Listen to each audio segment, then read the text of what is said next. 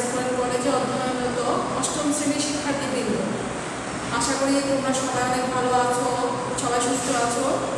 স্বাস্থ্যবিধি মেনে সবাই নিয়মকানুন মেনে বাসা অবস্থান করছো আর ঘরে বসে থেকে আমাদের অনলাইন সব বিষয়ের অনলাইন ক্লাসগুলো দেখে আশা করি তোমরা সিলেবাসে এগিয়ে যাচ্ছ। তোমাদের মনে পড়ে কিনা আমরা গণিত বিষয়ে কোথায় ছিলাম? গত ক্লাসে আমাদের চলতে ছিল অনুশীলনী 3 অর্থাৎ পরিমাপ। তোমরা জানো যে তোমাদের পাটিগণিত অংশে 3টা অধ্যায় রয়েছে।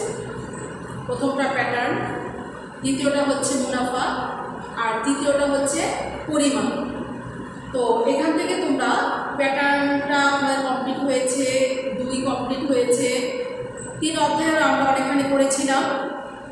আজকে আমরা তারপরের অংশ থেকে করবো গত ক্লাসে যা হয়েছে।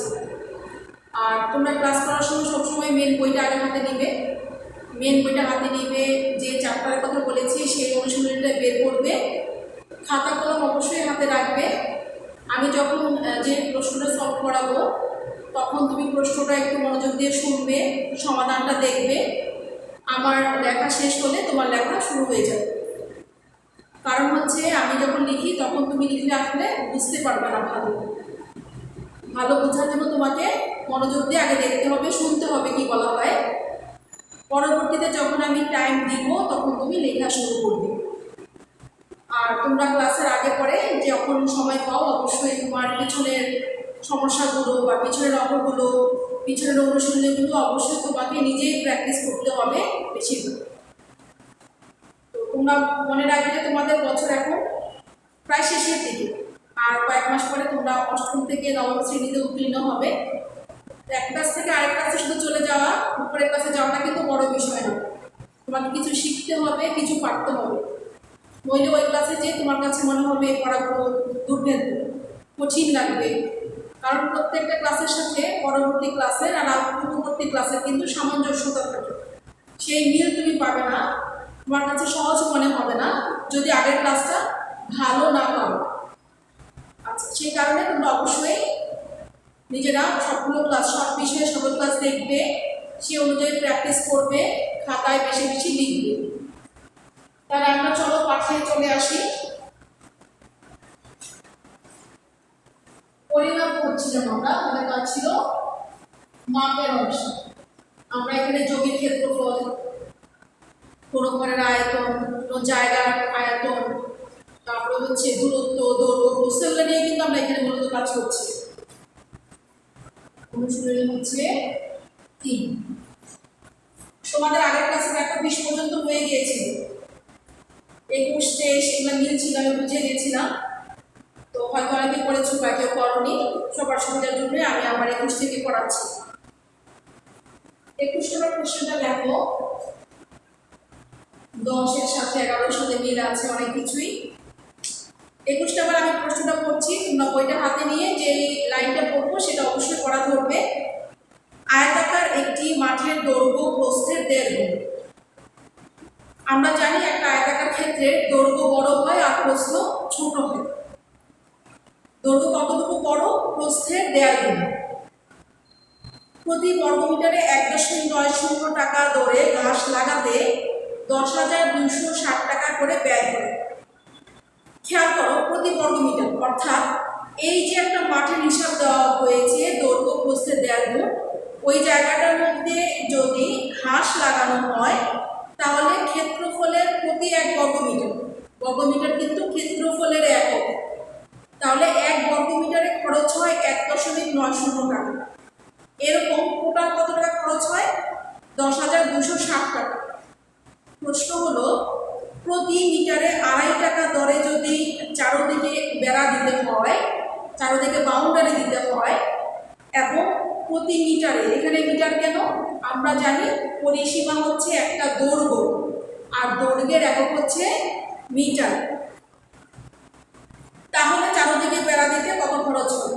চারোদিকের একটা আয়তাকার স্পেসে চারোদিকে বেড়া করতে কি বোঝায়? চারদিকে বাউন্ডারি, অর্থাৎ আমরা পরিসীমা আমাদেরকে বের করতে হবে। এখান থেকে শুরু করে এই দৈর্ঘ্য, এটা এবং এটা, 4টা দৈর্ঘ্যের সমষ্টি হচ্ছে তার চারদিকের বাউন্ডারি মিলে হচ্ছে পরিসীমা। তাহলে আমাকে আগে কি করতে হবে? আমি আবারও বলছি, এখানে কি আছে, আয়তাকার ক্ষেত্রে একটা মাঠ রয়েছে, সেই মাঠের দৈর্ঘ্য প্রস্থের একটা কন্ডিশন আছে, সেটা হচ্ছে দৈর্ঘ্য প্রস্থের 1.5 গুণ। আর টোটাল জায়গার মধ্যে ঘাস লাগাতে মোট কত খরচ হবে সেই খরচটা দেওয়া আছে, 1 বর্গ মিটারে কত খরচ সেটাও দেওয়া আছে। এখান থেকে আমরা বের করব টোটাল ক্ষেত্রফলটা কতটুকু, পুরো জায়গাটা কতটুকু, তারপরে দৈর্ঘ্য প্রস্থের শর্ত দিয়ে দৈর্ঘ্য এবং প্রস্থকে বের করে নিব। তারপর দৈর্ঘ্য প্রস্থ যখন পেয়ে যাব তখন আমরা পরিসীমার সূত্র জানি কি, 2 গুণ দৈর্ঘ্য যোগ প্রস্থ। এটা তোমরা তোমাদেরকে বলেছিলাম এর আগের অঙ্কগুলোতেও ছিল, দৈর্ঘ্য যোগ প্রস্থ। তাহলে আগে আমাকে দৈর্ঘ্য জানতে হবে, প্রস্থ জানতে হবে, তারপরে পরিসীমা বা বাউন্ডারিটা বের করতে হবে। তাহলে আমরা এখানে শুরু করে লিখি, দৈর্ঘ্য প্রস্থের নির্দিষ্ট কোনো মাপ না দেওয়ার কারণে আমরা এটা ধরে নিব। মনে করি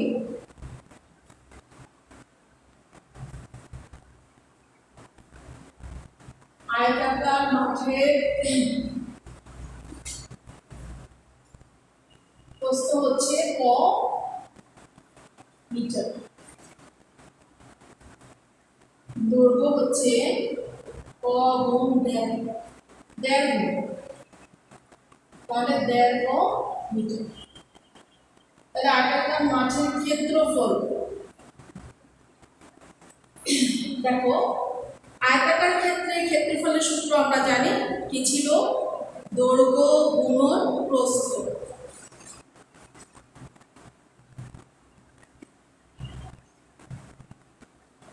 এত বর্গ একক। এখন আমরা যেটা ধরে নিয়েছি সেই মানটা এখানে বসিয়ে দেব। প্রস্থ হলো ক, এত বর্গ মিটার, 1.5 স্কয়ার বর্গ মিটার। আমার এখানে একটা হিসাব দেওয়া রয়েছে, টাকার হিসাব, যে 1.90 টাকা করে খরচ হয় প্রতি বর্গ মিটার। এই লাইনটাকে ব্যবহার করে আমরা টোটাল ক্ষেত্রফলটা বের করব। 1.90 টাকা খরচ হয় 1 বর্গ মিটার। তাহলে 1 টাকা খরচ হবে নিশ্চয়ই আবার কম অংশে, কম হলে ভাগ হয়ে যাবে। 10,260 টাকা খরচ হয় 1 গুণ 10,260, নিচে হচ্ছে 1.90 বর্গ মিটার। আমরা 10,260 কে ভাগ দিব 1.90 দিয়ে,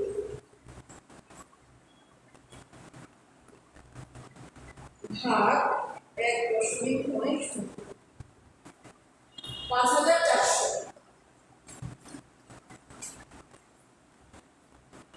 এটা হচ্ছে পুরো জায়গাটার ক্ষেত্রফল, অর্থাৎ পুরো মাঠের আয়তাকার মাঠের ক্ষেত্রফল হচ্ছে 5,400 বর্গ মিটার।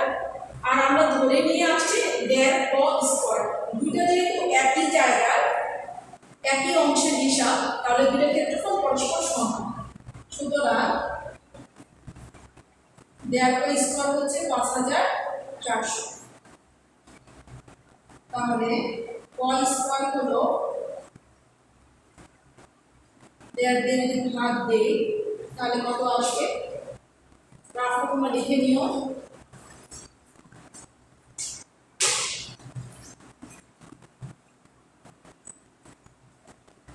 দেখো তাহলে 5,400 কে ভাগ দিব হচ্ছে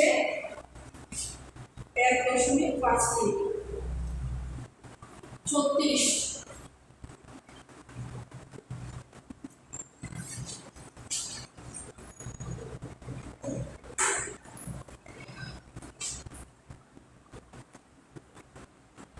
আমাদের হচ্ছে কয়ের মান দরকার, কয় স্কয়ারের মান দরকার নেই, সেই কারণে স্কয়ার গুণের জন্য আমরা কি করব, উভয় পক্ষে বর্গমূল নিব।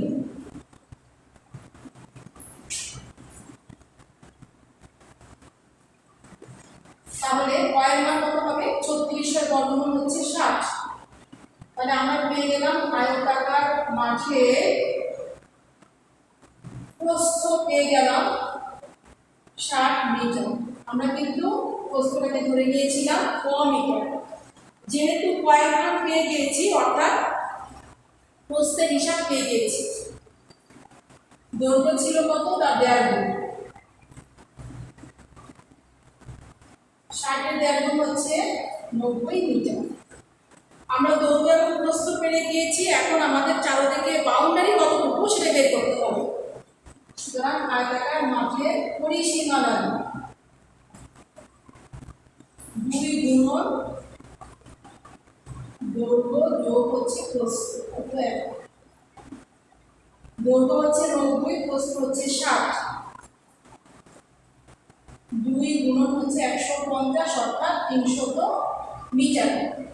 একটা হিসাব দেওয়া আছে যে 1 মিটারে খরচ হয় 2.5 টাকা, 2.50 টাকা।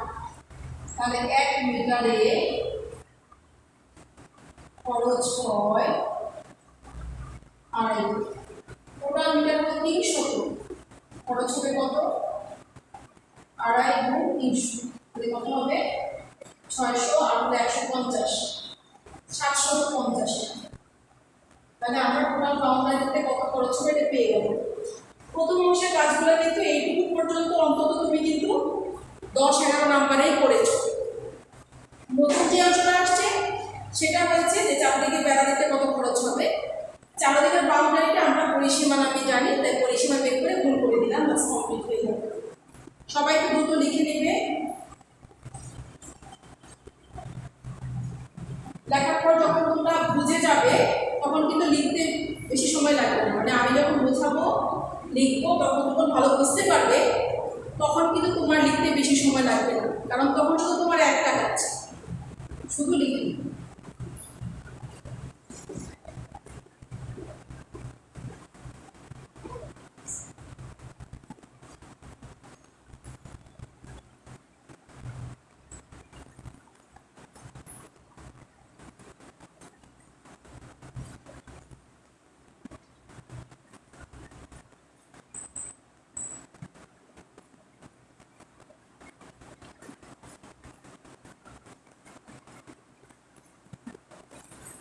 আশা করি লেখা হয়ে গিয়েছে।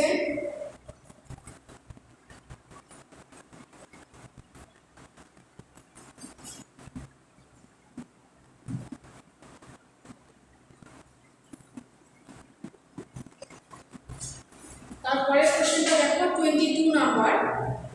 একটি ঘরের মেঝে কার্পেট দিয়ে ঢাকতে মোট 7,200 টাকা খরচ হয়। ঘরের মেঝে মানে ফ্লোর, নিচের অংশে কার্পেট লাগাতে মোট 7,200 টাকা খরচ হয়।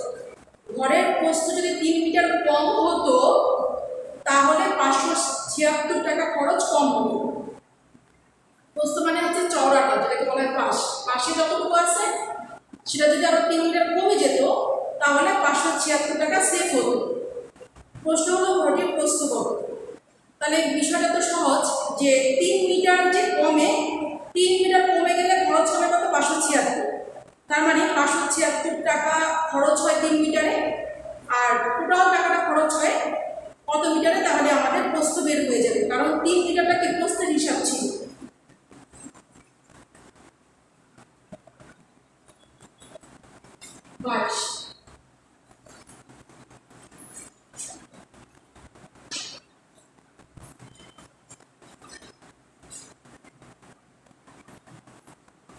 দেখো 576 টাকা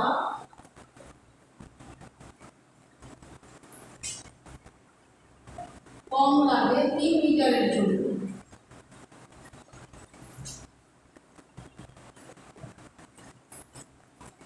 তাহলে আমি যদি আরো 1 টাকা হিসাব কমাতে চাই ওইটি নিয়ম করি। এখন যদি 7,200 টাকায় কমায় দেই তাহলে কতটুকু লাগবে দেখি।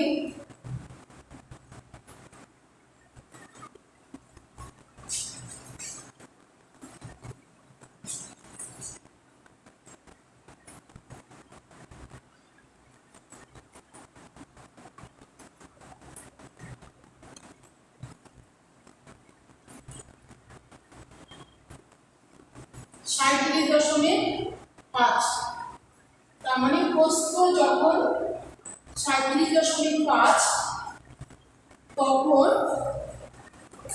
দৈর্ঘ্যের একটা মাপ আছে, সেটা আমাদের এখানে বের করতে বলেনি, প্রস্তুটাই চেয়েছে। তাহলে এটা হচ্ছে সেই ঘরের প্রস্তুত।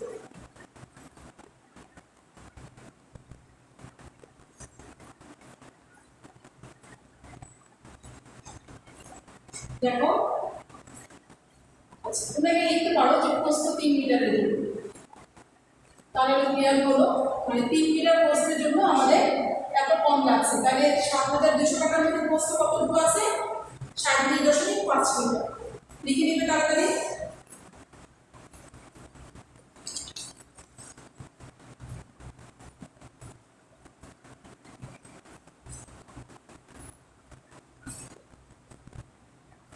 ছোট্ট একটা প্রবলেম, সহজেই আমরা পারতে। নেক্সট নাম্বার হচ্ছে 23 নাম্বার। 21 মতো তুমি এই টাইপের অঙ্কের আগে করছো, 10-11তে ছিল। এটা আমরা মুছে দিচ্ছি, আশা করি তোমাদের সবার দেখা হয়ে গিয়েছে।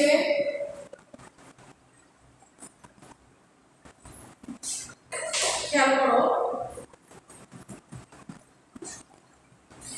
23, আমি প্রশ্নটা পড়ছি, তোমরা একটু পড়াটা দেখো, পড়ো।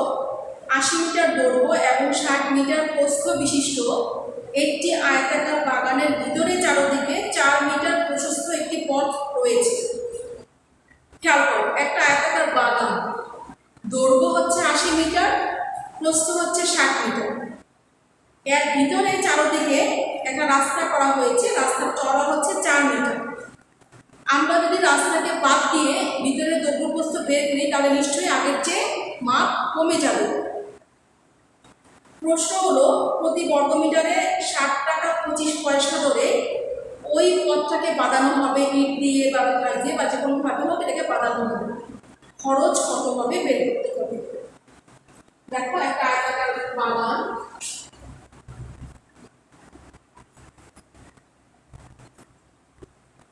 আশি মিটার হচ্ছে চওড়া, সরি দৈর্ঘ্য, 60 মিটার হচ্ছে প্রশস্ত। ভিতরে চারদিকে রাস্তা করা হয়েছে, রাস্তা চওড়া হচ্ছে 4 মিটার। তাহলে আমরা পুরো ক্ষেত্রফল থেকে যদি ভিতরটা বাদ দিই, তাহলে কিন্তু রাস্তার ক্ষেত্রফলটা পেয়ে যাবে। আমরা এখন এই কাজটাই করব। 23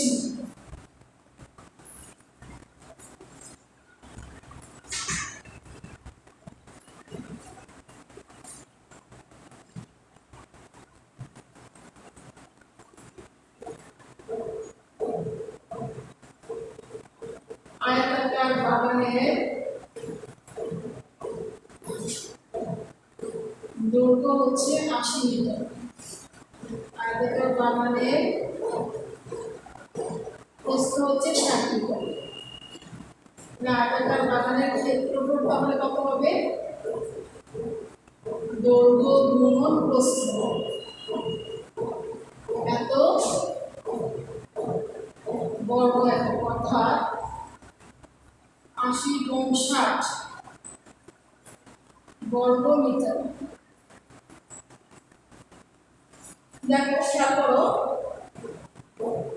দৈর্ঘ্য প্রস্থ গুণ করে আমরা ক্ষেত্রফল অর্থাৎ বাইরের সম্পূর্ণ অংশের ক্ষেত্রফলটা পেয়ে গেলাম। এবার এক ভিতরে যে 4 মিটার চওড়া রাস্তা রয়েছে, আগে বলেছিলাম 10 করানোর সময় যে যদি রাস্তা ভিতরে হয় তাহলে দৈর্ঘ্য প্রস্থ কমে যাবে, আর রাস্তা বাইরে হলে কি হবে? আগের চেয়ে বেড়ে যাবে। কমে গেলে বিয়োগ হবে, আর বেড়ে গেলে যোগ করে বাড়িয়ে দিবে। বাগানের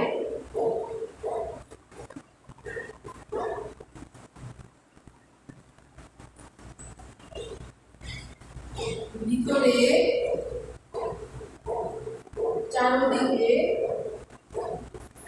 4 মিটার প্রশস্ত পথ রয়েছে। তাহলে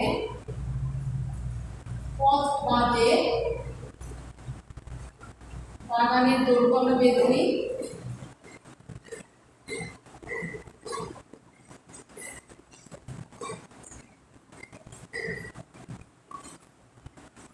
আগে ছিল 80, এখন 4 করে কমে গিয়েছে 2 দিন। দেখো এদিকেও 4 কমেছে, এদিকেও 4 কমেছে, এজন্য 2টা 4। 80 বিয়োগ 8 হচ্ছে 72 মিটার। পথ বাদে বাগানের প্রস্থ কত হবে? আগে ছিল 60, 4 মিটার করে কমেছে 2 দিকে, তাহলে কত 52 মিটার। তাহলে পথ বাদ দিয়ে বাগানের ক্ষেত্রফল কত হবে দৈর্ঘ্য গুণ প্রস্থ 69 গুণ 52 এত বর্গ মিটার। আচ্ছা আমরা গুণ করে দেখি কত হয়েছে।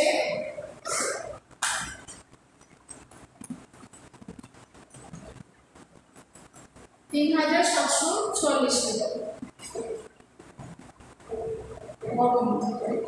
আচ্ছা তাহলে পথের ক্ষেত্রফল কত হবে দেখো আমরা পুরো ক্ষেত্রফল থেকে অর্থাৎ আমাদের যে প্রথমে ক্ষেত্রফলটা রয়েছে 4800 এখান থেকে ভিতরের ক্ষেত্রফলটাকে মাইনাস করলে আমরা পথের ক্ষেত্রফলটা পেয়ে যাব।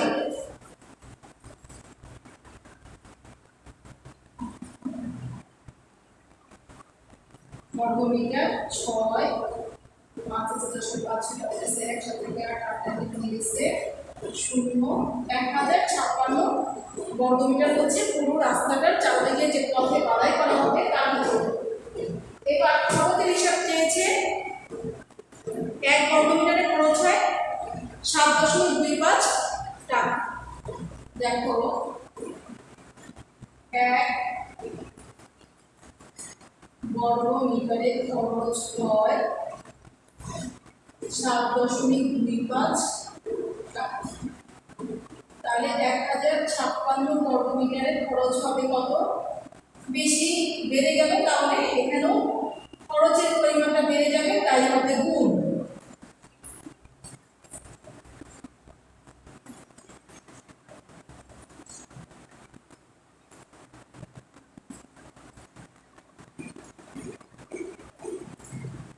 সাত দশমিক 25 7.656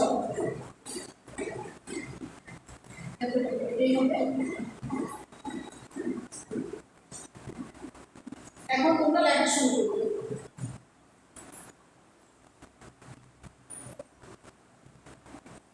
তাহলে দেখো এই কাজগুলো আমরা এর আগে 10-এ করেছি, 11-তে, 13, 14-তে ছিল। তার মানে প্রথম দিকের অঙ্কগুলো ভালো পারলে কিন্তু এগুলো তুমি ধরতে পারবে এবং করতে পারবে। আবারও বলছি অবশ্যই খাতা কলম হাতে থাকবে, আমার লেখা শেষ হলে তোমরা লিখে নিবে। আর যদি মনে হয় যে একবার দেখে তুমি বুঝতে পারোনি বা কোনো জায়গায় প্রবলেম আছে আর একবার দেখলে ক্লিয়ার হবে তাহলে অবশ্যই আবার ভিডিওটা দেখে নিবে। আর হচ্ছে অবশ্যই তোমরা বেশি বেশি না লিখে কিন্তু লেখা অনেক স্লো হয়ে যাবে, অনেক বানান ভুল করে ফেলবে, হাত চাপা থাকবে না, অর্থাৎ লিখতে যে জড়তা আসবে। এই কাজগুলো ওভারকাম করার সমস্যাগুলো ওভারকামের উপায় একটাই, তা হচ্ছে বেশি বেশি লেখা, বারবার করা, রিডিং করা। বাংলা অন্যান্য বিষয় যেগুলো রিডিং করতে হয় সেগুলো তুমি শব্দ করে বাসা অবশ্যই রিডিং বারবার করবে, তাহলে তোমার তো মনে থাকবে, পেজ হবে। এটা পরবর্তীতে যখন তুমি এই ধরনের বিষয় আসবে বুঝতে সহজ লাগবে। সবাই লিখে ফেলবে এই রকম করে, অর্থাৎ তোমার যে নতুনটা করানো হলো এগুলোর সাথে মিল রয়েছে। যেমন 24 নাম্বারটা আমি নিজে নেক্সট ক্লাস করিয়ে দিব, 25, 26, 27, 28 অনেকগুলোই তোমার আগেগুলোর সাথে মিল পাবে। 30 নাম্বারের পুরোটাই তোমার আগের উদ্দীপকের সাথে প্রশ্নের সাথে উদ্দীপকের মিল রয়েছে। তাহলে তোমাদের কাজ থাকবে অনুশীলনী 3-এর 21 থেকে 23 পর্যন্ত। আর মিল রয়েছে 30-এর ক করে ফেলবে। আমরা এর আগে যে অঙ্কগুলো করেছি 11, 10 এগুলোর সাথে মিল রয়েছে, তাই এটা তোমাদের করতে দিলাম 30-এর ক। তোমরা অবশ্যই যে কাজগুলো আমি দিচ্ছি এগুলো বাসায় করে ফেলার চেষ্টা করবে। আর যে বিষয়গুলো তোমাদের অনলাইনে হচ্ছে সবগুলো তোমরা অবশ্যই দেখে দেখে প্র্যাকটিস করে তোমরা আগাবে। ক্লাসগুলো ঠিকমতো ফলো করবে। আর আগের পরে তোমরা পিছনের চ্যাপ্টারগুলো যেগুলো ভুলে গিয়েছো, মানে অনেকদিন হয়ে গিয়েছে, সেগুলো নিজেরা প্র্যাকটিস করে নিজেদের সেই ইটা ধরে রাখবে যেন ভুলে না যাও নিয়মগুলো। সবাইকে অনেক ধন্যবাদ, আবার শুভেচ্ছা অভিনন্দন জানিয়ে তোমাদের শেষ করছে আজকের ক্লাস। তোমরা ক্লাসগুলো দেখবে, সে অনুযায়ী প্র্যাকটিস করবে। সবাইকে অনেক ধন্যবাদ। আল্লাহ হাফেজ। আসসালামু আলাইকুম ওয়া রাহমাতুল্লাহ।